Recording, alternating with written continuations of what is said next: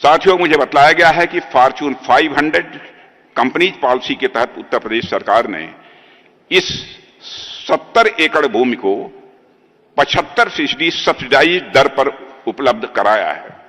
शायद मैं समझता हूं यह देश में कहीं नहीं है। हालांकि अभी यह भूमि भले ही 75% सब्सिडी पर दी गई हो, लेकिन आने वाले समय में मुझे पूरा विश्वास है कि यह निर्णय सरकार के लिए कहीं अधिक फायदेमंद साबित होगा।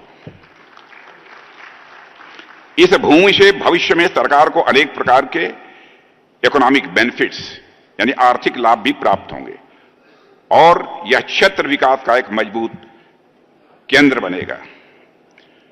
मैं योगी जी के बारे में कह सकता हूं, मैं समझता था कि आप राजनीति के ही माहिर हैं, लेकिन मैं तो इस नतीजे पर पहुंच गया कि आप तो अर्थशास्त्र में भी माहिर हैं।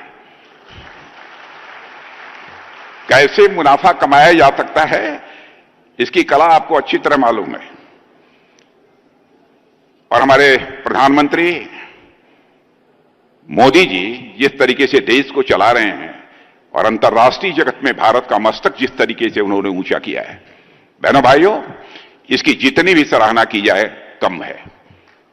मैं तो कहता हूं भारत के बारे में, पहले इंटरनेशनल फोरम पर भारत कुछ भी बोलता था तो भारत की बातों को जिस गंभीरतापूर्वक लिया जाना चाहिए, इंटरनेशनल फोरम पर नहीं लिया जाता था।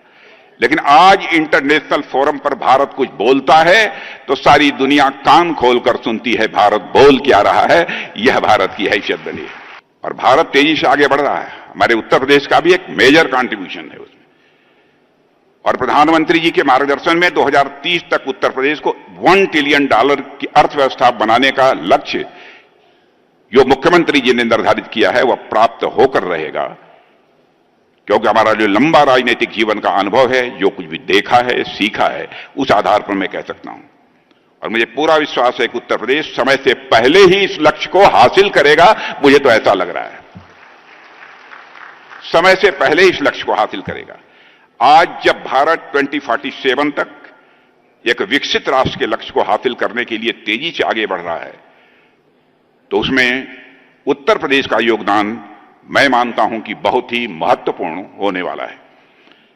साथियों, आप सब जानते हैं एक विकसित भारत का रास्ता विकसित उत्तर प्रदेश से होकर ही जाएगा, ऐसा मैं आज विश्वास के साथ कह सकता हूं। विकसित भारत का रास्ता कहीं से जाएगा तो विकसित उत्तर प्रदेश से होकर ही जाएगा, ऐसा मेरा पक्का विश्वास है।